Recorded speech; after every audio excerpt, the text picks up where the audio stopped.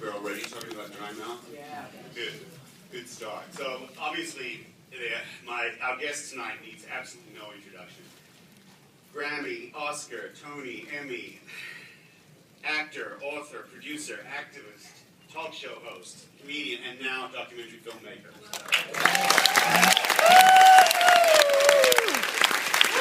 Well, welcome and congratulations on this new avenue in your career, your multifaceted career. You're the ultimate multi-hyphenate.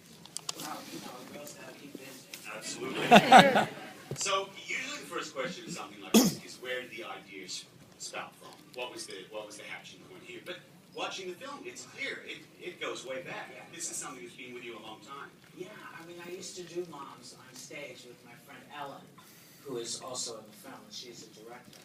And so she and I wrote a wonderful one-person show together 150,000 years ago in Berkeley, California. And I always said eventually I wanted to do it again. And every year or a couple of years, I'd say, oh, I'm going to do it, I'm going to put it together, I'm going to do it. And then I didn't do it, and then time just flew. And a couple of years ago, I said, well, no, I think I'm going to do Moms on stage.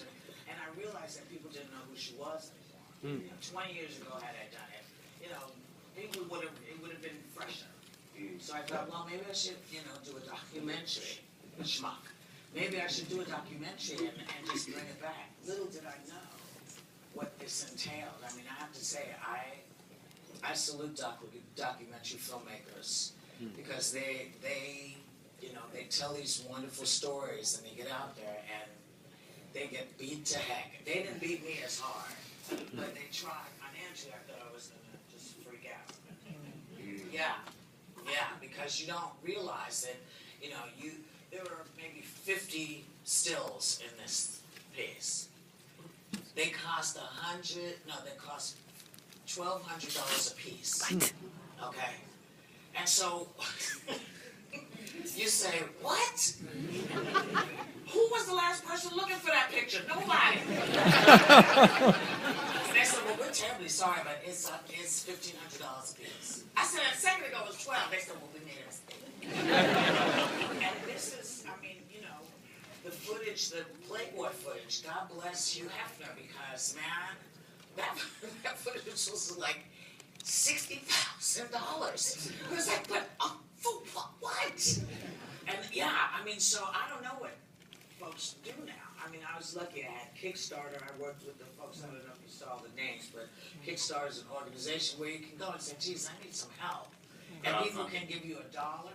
They can give you $50 million. No one did, but they can. And it's just from people. And that's where I took it, because I knew once I realized what was coming, that I couldn't afford it. I couldn't do it. I know it seems weird, and it seemed weird to a lot of people. They said, well, you're Whoopi Goldberg. Exactly. Really? Don't you wonder why I work my ass off every day? Every day? I got family. I got a company to run.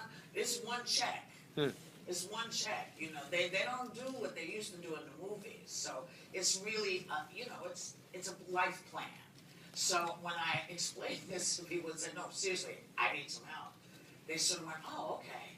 And we asked for $65,000 and we made it. And then we made an extra 10, which was great because we needed it. So it's a whole thing. Why am I making all this noise? This is my stomach. It might be me. I am getting all this. Is probably my last egg.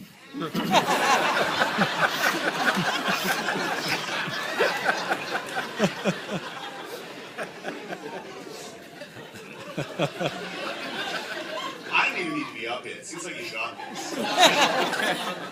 You have to talk about. Okay, so let's in the film you talk about the first time you saw Moms. Was that the Smothers Brothers appearance, '67? No, I think it's before that. I think I saw Moms on Ed Sullivan.